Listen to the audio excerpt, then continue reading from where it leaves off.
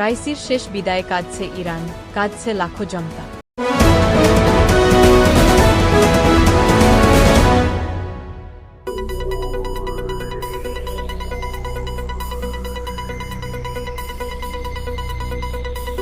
আসসালামু আলাইকুম।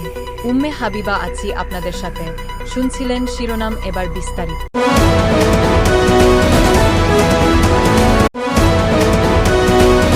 President Ebrahim Raisi, পররাষ্ট্রমন্ত্রী ও শীর্ষ ব্যক্তিত্বদের মৃত্যুতে ইরানে চলছে শোকের মাতম। লাখ লাখ মানুষের আহাজারিতে ভারী হয়ে উঠেছে দেশটির আকাশ-বাতাস।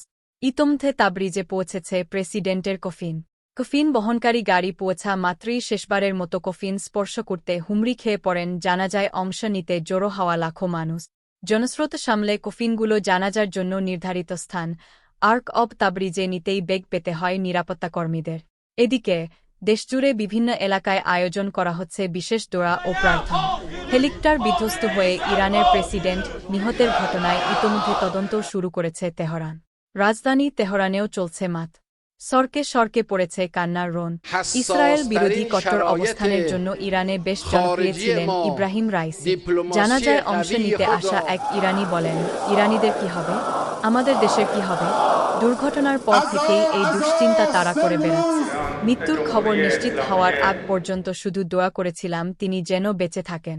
তিনি শত্রুদের জন্য আতঙ্ক ছিলেন। ইরানকে নানাভাবে তিনি রক্ষা করেছেন। তার নেতৃত্বে গত কয়েক মাস ধরেই ইসরায়েল ও যুক্তরাষ্ট্রকে অপমান করেছে ইরান। রাষ্ট্রীয়ভাবে ইরানে পালিত হচ্ছে 5 দিনের শোক। বিভিন্ন শহরে ইরানিরা করছেন বিলা। দেশজুড়ে নিহতদের আত্মার মাগফিরাত কামনায় চলছে বিশেষ দোয়া। কফিন স্পর্শ করতে এসে আরেক ব্যক্তি গণমাধ্যমকে বলেন, পুরো ইরানের মানুষ শোকাহত। তিনি দেশের প্রেসিডেন্ট ছিলেন। আমরা এমন একজন রাষ্ট্রপ্রধানকে হারিয়েছি যিনি দেশের হয়ে নিরলসভাবে কাজ করে যাচ্ছিলেন। আরও বলেন, ইরানিরা ভেঙে পড়বেন। তিনি ইরানের প্রথম শহীদ প্রেসিডেন্ট নন। আগেও এমন নায়কদের হারিয়েছি। এই পরিস্থিতির অভিজ্ঞতা আছে ইরানে। এই ঘটনা আমাদের আরও সুদী করবে। শুধু ইরান নয়, কট্টরপন্থী এই নেতা জনপ্রিয় ছিলেন মুসলিম বিশ্বের অনেক দেশে। তাই ইরাক, লেবানন, ইয়েমেন, সিরিয়ার মতো আরব দেশগুলোতেও চলছে শোকাহত মানুষের আর্তনাদ।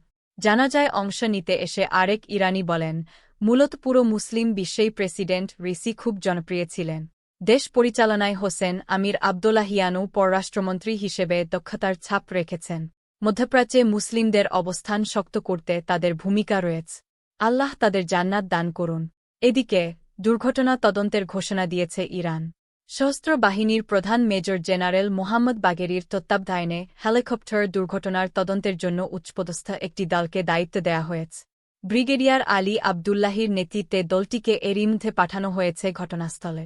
তুর্কির প্রতিনিধি দলটি ইতোমধ্যে জানিয়েছে, বিধ্বস্ত হওয়া হেলিকপ্টার ট্রান্সপন্ডার থেকে কোনো সংকেত পাওয়া যায়নি।